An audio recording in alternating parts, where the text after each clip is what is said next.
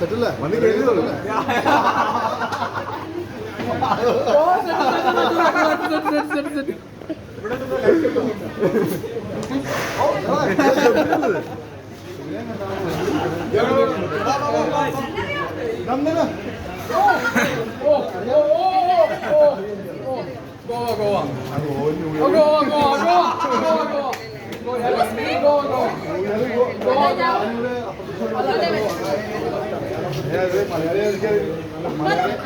മലയാളം നിങ്ങൾക്ക് അറിയില്ലോ,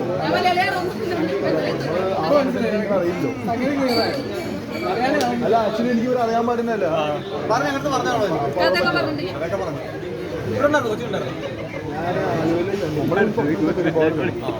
ഇത് നമ്മുടെ ചേട്ടനായിരുന്നു ഷിയാസ്.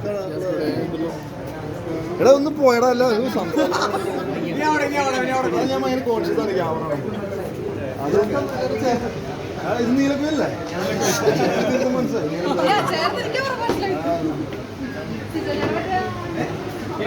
അത് ഗബ്രിയേൽ വളർന്നു തല്ലണോ?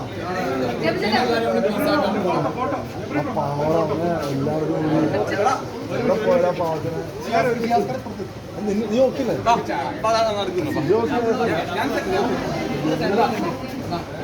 എന്നാ നിങ്ങൾ തിരിച്ച് കയറണോ? ജാമ്യം ചെയ്തോ? ഓരോ ദിവസം കയറണം. നമ്മളത് പണ്ടെങ്കിൽ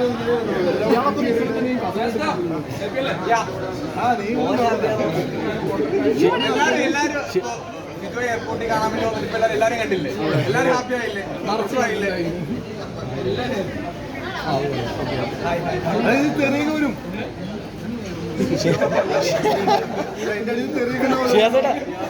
ഏത് സീസൺ അടിപൊളി? ഏത് സീസൺ അടിപൊളി? ബിഗ് ബോസ് ഏത് സീസണാണ് അടിപൊളി?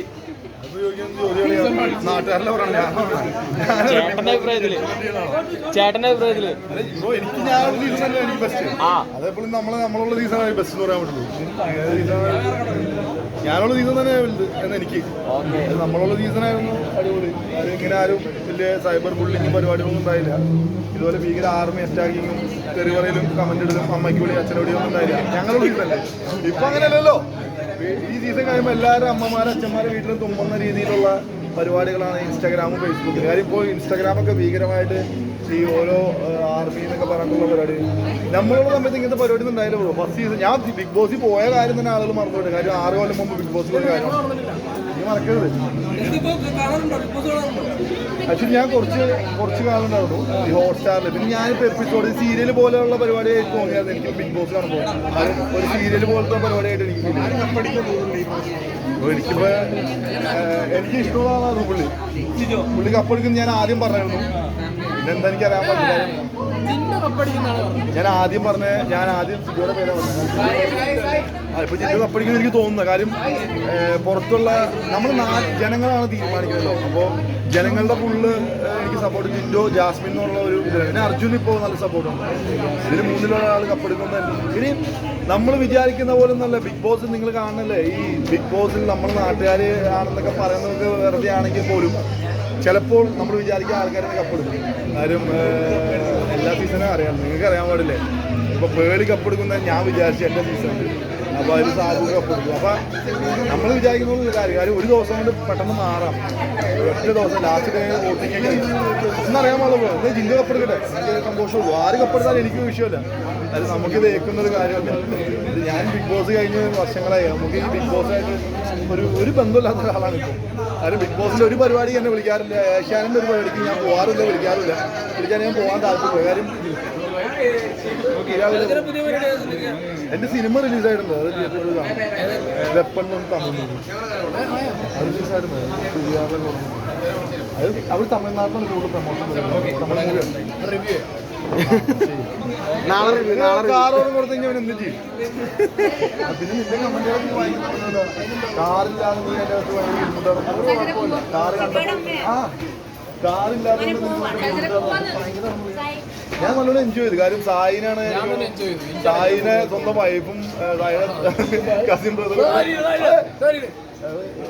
ഈ വീഡിയോ ഇത് യൂട്യൂബായി. അപ്പൊ അദ്ദേഹത്തിന് കല്യാണം കഴിയും, പ്രായമായി. ആണോ സെറ്റാക്കിയോ?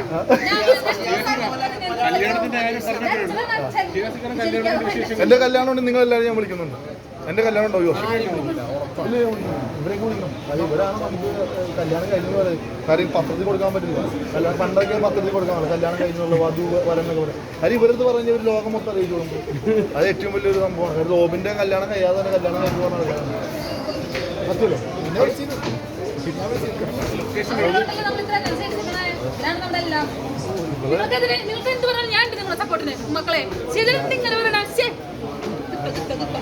തൃശ്ശൂരാണ് അറിയാല്ല. തൃശ്ശൂർ ഇങ്ങനെ സംസാരിക്കാറ്. അൾട്ടിമേറ്റ് ഉണ്ടോ?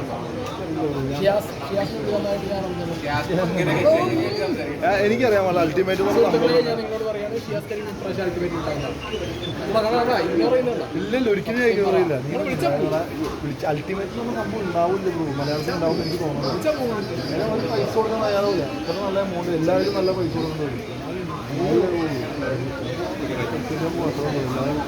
ആവശ്യമുണ്ട്.